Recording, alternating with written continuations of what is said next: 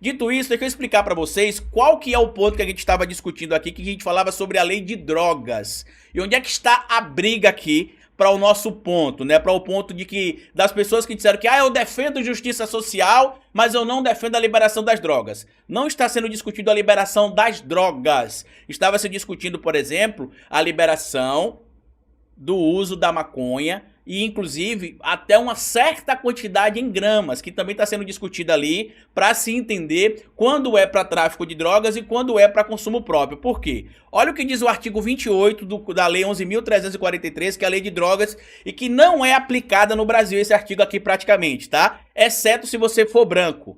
E quando eu digo isso para vocês, é o próprio Tribunal de Justiça do Estado de São Paulo que em uma pesquisa feita no banco de dados deles em 2017, mostrou que, por exemplo, para que um negro seja considerado traficante de drogas, ele precisa estar portando, por exemplo, 136 gramas de maconha.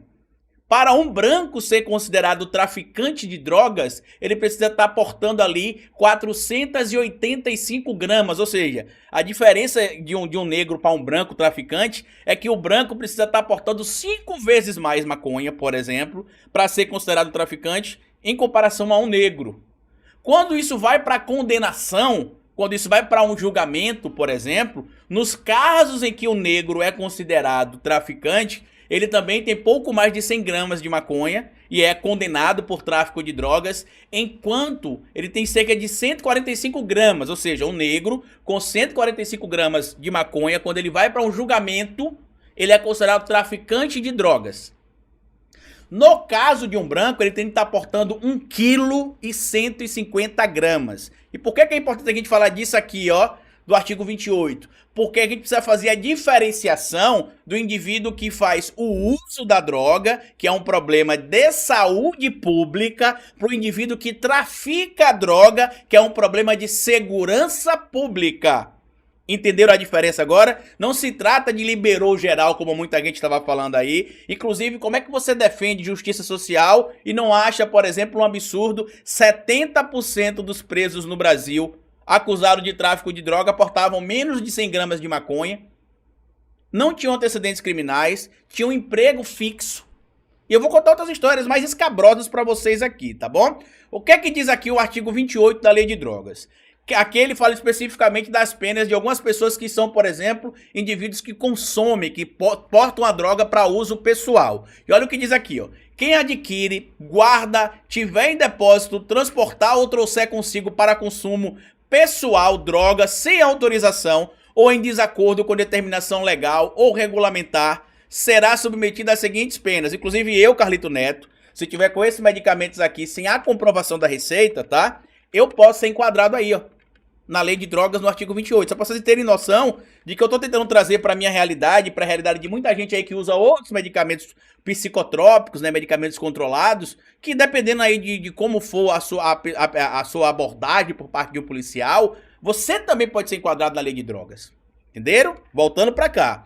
E o que é que diz aqui o artigo 28 para o indivíduo que é entendido como usuário? Caso ele seja pego nessas situações que a gente acabou de ler no caput, né, que é nesse corpo aí do artigo 28, o que é que acontecerá com esse indivíduo? Inciso 1º, advertência sobre os efeitos das drogas, ou seja, ele participará de palestras onde será explicado para ele os efeitos nocivos da droga.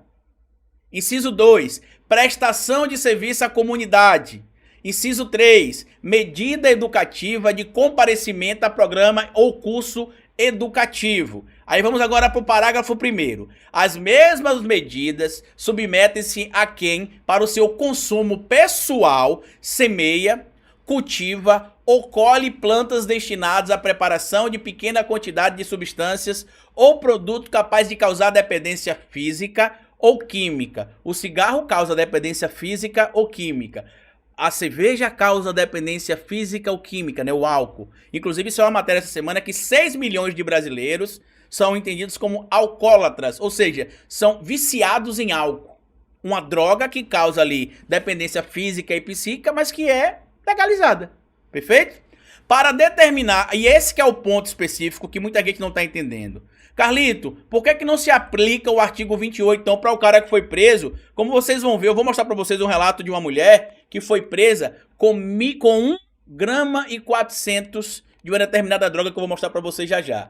Quanto seria 1,4 g? Seria menos que 2 pacotinhos desse aqui, ó. Sabe o que é isso aqui? Aqueles pacotinhos de sachê, tá vendo? Tem gente no Brasil que tá sendo preso com 2 pacotinhos desse aqui de maconha, que dá 1,4 grama ou 1,6 no caso desses dois. Eu risquei aqui a marca porque eu não vou ficar divulgando a marca, mas dá até pra entender aí.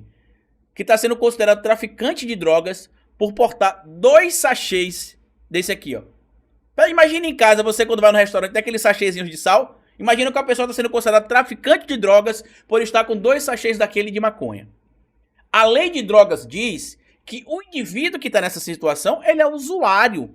Ele não é um traficante de drogas. Mas por que ele não é enquadrado, Carlito, como usuário e sim como traficante de drogas? Porque é aqui onde entra a maior crítica no artigo 28, no parágrafo 2º, a lei de drogas. Por quê? Porque não tem uma quantidade determinando assim, olha, até tantas gramas ou até 1,4 gramas é usuário. A partir de 50 gramas é traficante. Não tem isso. E quem é que decide, Carlito, se o indivíduo que foi preso, ele é usuário ou ele é traficante? Lembrem vocês, o usuário é o indivíduo que tem um problema de saúde. O traficante é o indivíduo que tem um problema de segurança pública. Perfeito? Vamos separar aí, ó, para vocês entenderem o ponto que a gente está trazendo. Para determinar se a droga destina-se a consumo pessoal, o juiz, no caso o magistrado, atenderá à natureza e à quantidade da substância apreendida, ou seja, o juiz que vai determinar se a quantidade que foi apreendida era para consumo pessoal ou para tráfico de drogas.